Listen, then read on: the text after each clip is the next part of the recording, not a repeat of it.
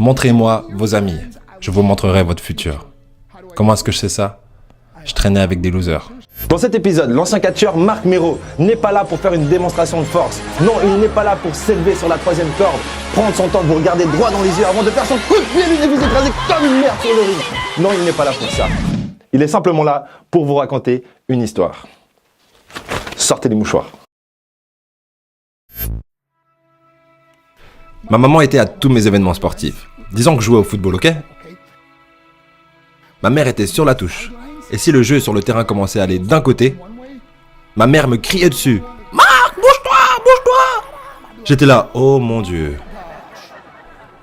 Et on se rassemble avec les autres gars de l'équipe et ils disent « Marc, est-ce que c'est ta mère ?» Je réponds « Non, je l'ai jamais vue de ma vie. » Le plus beau cadeau que ma mère m'a donné. Elle croyait en moi. J'ai fait des overdoses sous drogue à 3 occasions où j'aurais dû mourir. Mais je crois qu'on m'a gardé ici pour une raison. Montrez-moi vos amis, je vous montrerai votre futur. Comment est-ce que je sais ça?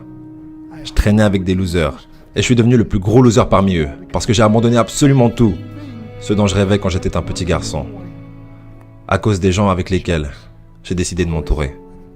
Mes amis me ramenaient à 2 ou 3 heures du mat. On était bourrés, foncés à rire dans la voiture. On s'arrête à côté de ma maison et ils me disent « Marc, la lumière est allumée. » Et je dis « Oh merde, ma mère est debout !» Vous voyez, ma mère ne pouvait pas aller au lit avant de savoir que son fils était toujours en vie.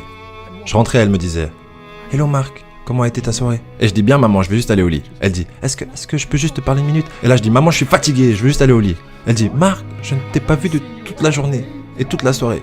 Est-ce que je peux s'il te plaît te parler ?» Et là je dis « Mais fous-moi la paix, tu m'énerves !» Et là je claque la porte de ma chambre à coucher sur la seule personne qui croyait en moi. J'étais en pleine tournée internationale. On luttait à l'étranger au Japon. Après mon match de catch, j'ai rejoint ma chambre d'hôtel et je me suis endormi.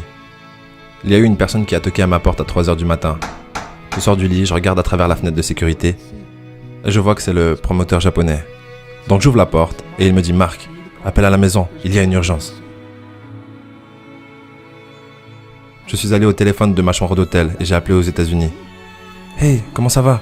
Il a dit « Marc, je ne sais pas comment te dire ça. » J'ai dit « Dis-moi simplement ce qui s'est passé. » Et d'un coup, il commence à pleurer et dit « Marc, je ne peux pas te le dire. » Je lui dis « Dis-le. » Il a dit « Marc, ta mère est morte. » J'ai posé le téléphone, j'ai couru pour sortir de ma chambre d'hôtel. J'ai pris l'ascenseur jusqu'à l'entrée. Et quand les portes sont ouvertes, j'ai juste couru dans la rue. Je veux dire, il n'y avait pas de voiture, il n'y avait pas de gens, c'était 3h du matin. Et je marchais au milieu de la rue, à Hiroshima, au Japon. Et je me rappelle regarder en l'air en disant « Maman, je suis tellement désolé. » J'ai pris l'avion pour ses funérailles. J'étais tellement nerveux de devoir marcher jusqu'à son cercueil, alors je suis resté dans le fond. Et je continuais à regarder à distance, et je n'arrêtais pas de penser « Maman, s'il te plaît, réveille-toi. S'il te plaît, lève-toi. » Et j'ai finalement eu le courage de marcher jusqu'à elle. Et en me rapprochant, je peux voir ma mère pour la première fois. Je veux dire, elle était tellement belle. Elle était habillée en blanc. Elle ressemblait à un ange. Je me suis juste tenu en dessus d'elle. J'ai dit « Maman, tu es mon héros. Tout ce que je suis, tout ce que j'espérais devenir, c'est grâce à toi. Tu m'as tellement aimé. Tu m'as donné une vie. Tu es la seule qui a cru en moi. » Comment lui retourner tout ça? En me bourrant la gueule? En me défonçant? En devenant stupide? En sortant avec des losers? Pourquoi? La seule chose qu'elle voulait faire, c'était parler avec moi. J'aimerais tellement pouvoir te parler maintenant, maman. J'aimerais tellement que tu puisses voir ce que je fais.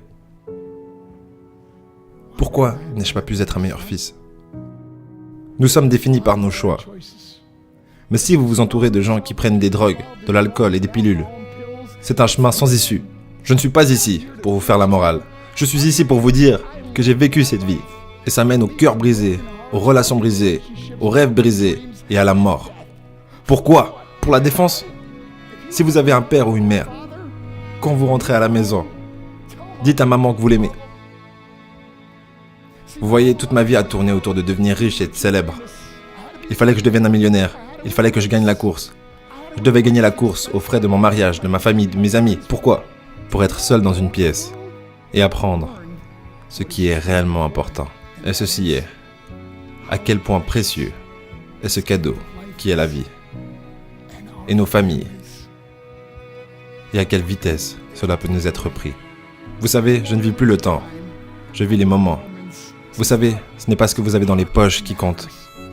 C'est ce qu'il y a dans votre cœur qui compte vraiment. L'amour. L'amour est juste un mot. Jusqu'à ce que quelqu'un vienne et lui donne du sens. Vous. Je vous le cache pas, j'ai pleuré 3 fois en faisant le montage. On a tous un pote hyper sensible dans son entourage. Du coup, cette vidéo est sûrement faite pour lui.